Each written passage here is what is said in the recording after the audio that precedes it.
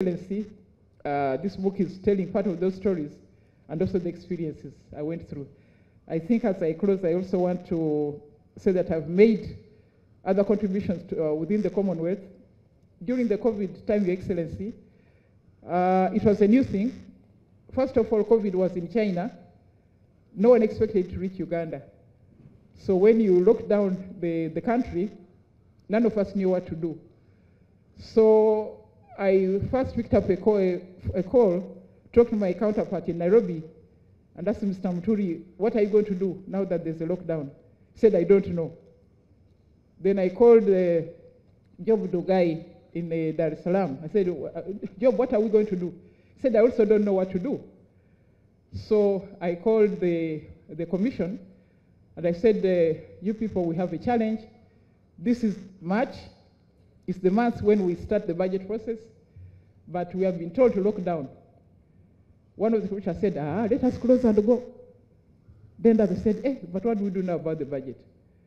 So we debated and we could take a decision. So I said, okay, I'll take the final decision myself. So in the end, I said, no, we must find a way of fulfilling our obligations under the Constitution. So we then put the SOPs as we had been directed. We moved out of the chamber, went to the tent, made the spaces, and continued working. But also, it is through from this parliament here in Kampala that we started the virtual sittings throughout the Commonwealth. As far as the Bahamas, my friends wrote to me to find out, how are you managing this situation? So I said, we have a hybrid of physical sittings and the virtual sittings. So that's when it spread around the Commonwealth. So that's another of my contributions. There are many others, but for now, I think I'll stop there. So I really want to congratulate people like Rebecca Kadaga, who responded to our reform. You can call it a reform.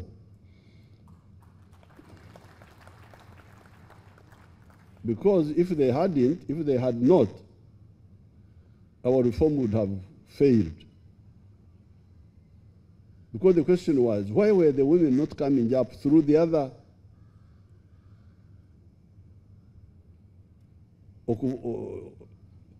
okumigana, Banyankole call it okumigana, the other stampede of everybody? Was it because they didn't want? Was it because what? What is because what? But it seems, how do you answer that?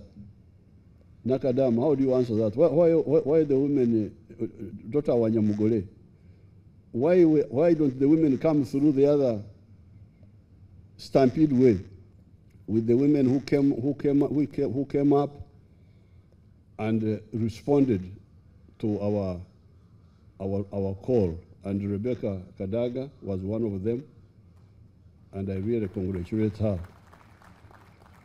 And when she came, we supported her. She became Deputy Speaker for quite some time, then Speaker, and she has been with us all this time. And I really thank her. And she has, and what her friend, the lady from Mixoro, but who has now become American. I don't know how she became American, but she's from here, from Mixoro. What she said is that Rebecca is a very committed person, committed to what she believes in, and a fighter. She's also a fighter, that is for sure. So that's how I exploit some of our people. I said now, recently, I said, now you're a fighter, you go and fight for East African Federation. And she's there really fighting. You can be sure she's really fighting for the East African Federation. So, and she has contributed to her area, Kamuli and Busoga. She's always very active in those institutions of that area. So I congratulate her for putting her, I haven't read the book, but I'm sure it must be very interesting putting down what she went through. And as she said, you had the challenges. When she's a minister, people don't believe that she's a minister.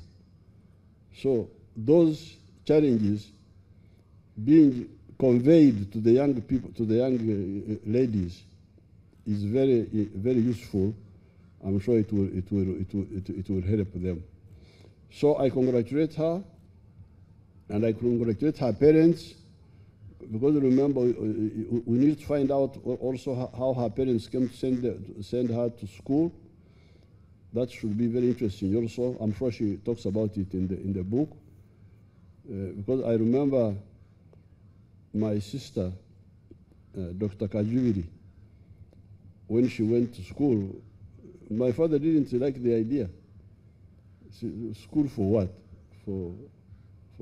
And in her case, she was a girl, but she had also had polio in one leg, 1955.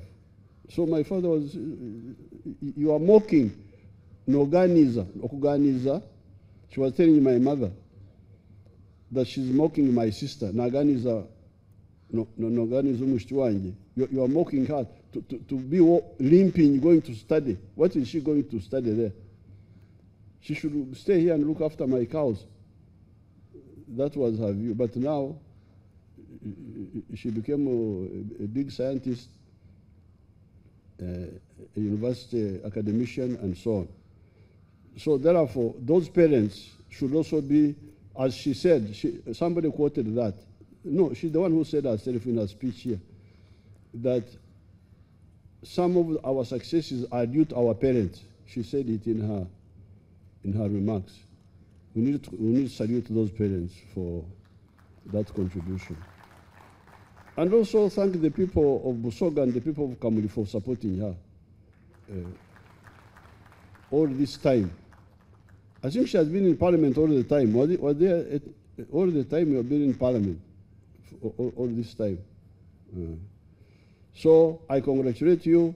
I congratulate the people of the women. The women. I congratulate the people of Kambuli, of Busoga, for supporting you. And I wish you good luck. Thank you very much.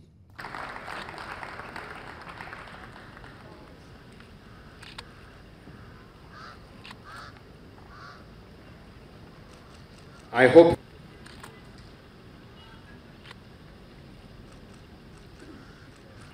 I will let you know when to play them. Mbuya asomye nnyo tafugika. Waliwo n'abagamba wano mbu talina mpisa.